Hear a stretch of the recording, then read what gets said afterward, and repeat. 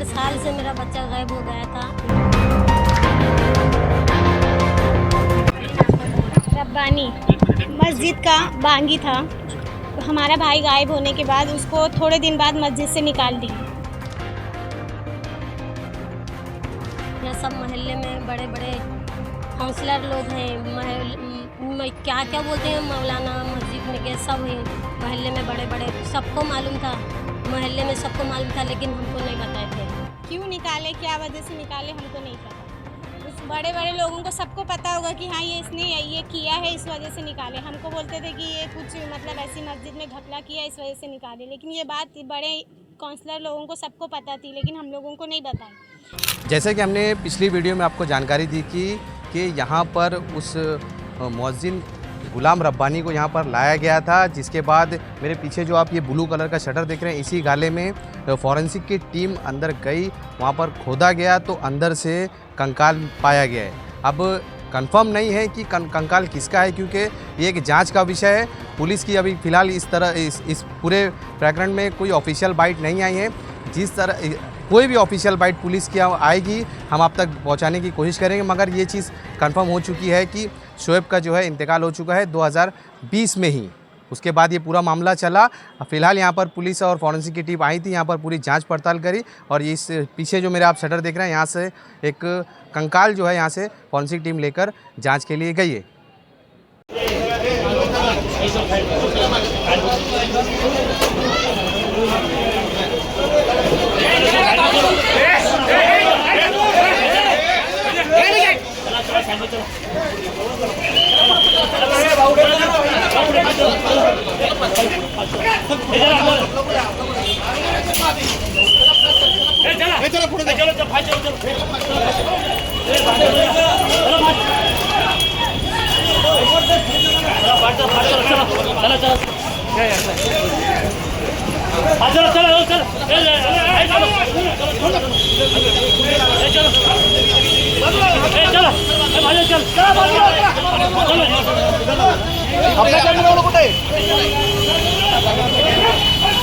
Hello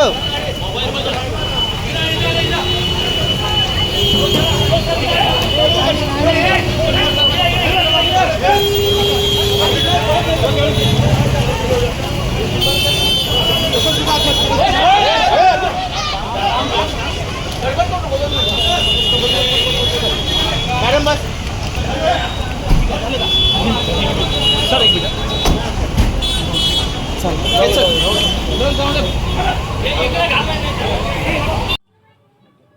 4 साल से मेरा बच्चा गायब हो गया था।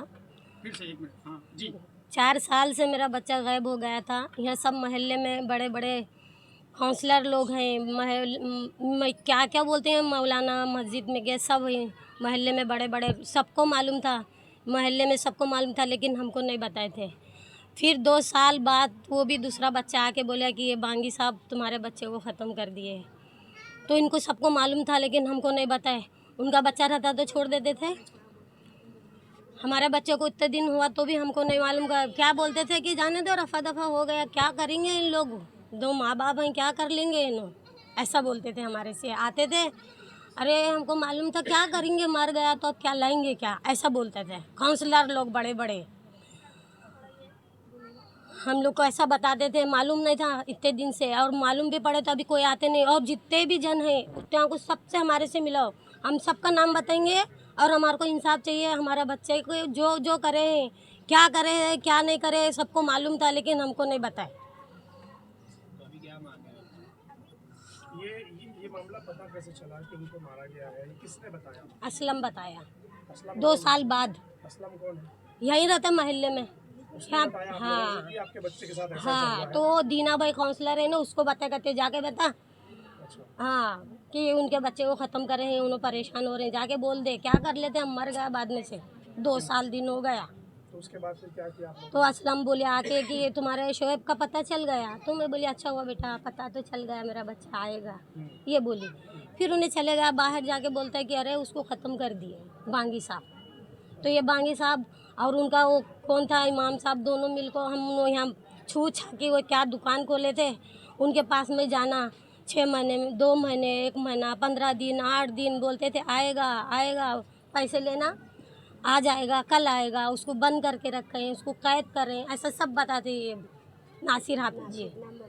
हाँ, उन्हें बताते थे, मैं उनके सामने लो, मैं अब भी बताती हूँ उनको, और मिलाना उनसे मेरे को, मैं सब चीज़ बताऊँगी उन्हें क्या क्या करते थे। मोहल्ले के अंदर सबको मालूम था, मगर हमको नहीं बताते थे कि ये बच्चे को ऐसा करें बोल को।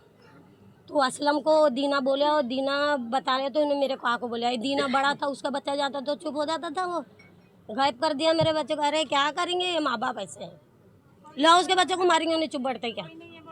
मेरा कोई नहीं है, मेरा बच्चे की मेरे को इंसाफ चाहिए।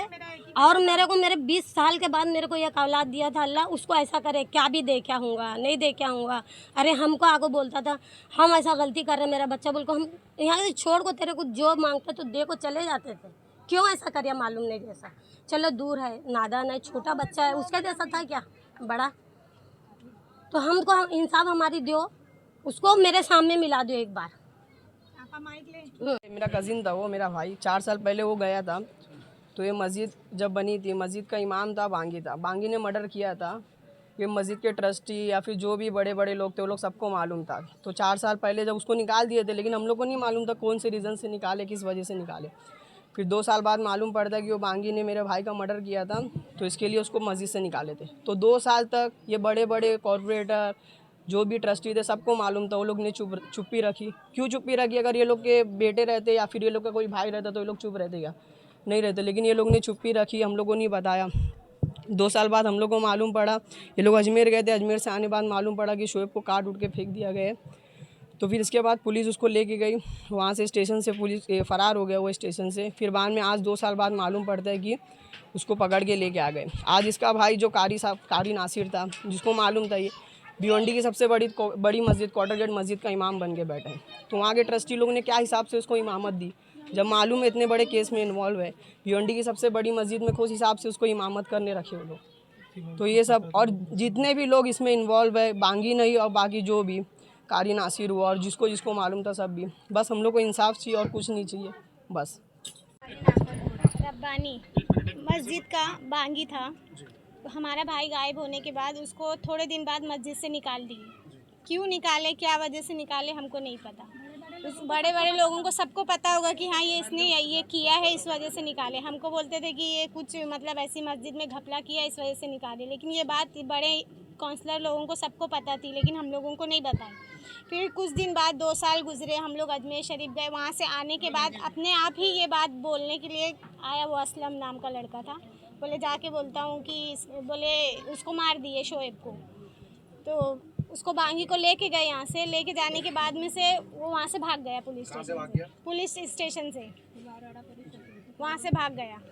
फिर उसके बाद क्या वजह थी, क्यों मारा बोले तो बोलते कि ये जो बिल्डिंग में रहती है एक औरत है, वो औरत और उसकी बेटियों के साथ सोता था या जो भी करता हो, इस कांड मेरा भाई देखा था, इस वजह से बोलते हैं उसको मारा था। वो बिल्डिंग में काम करता था, पानी नल चालू बंद करने का, तो इस वजह से बोलते ये वजह है मारा, इसलिए उसको पूछना है। वो भी, और जो काट काट के बोलते हैं नमक की गोनी में भर के फेंका है, ये किया है, ये सब जो भी इनमें इन्वॉल्व है, इन सबको सज़ा मिलनी चाहिए।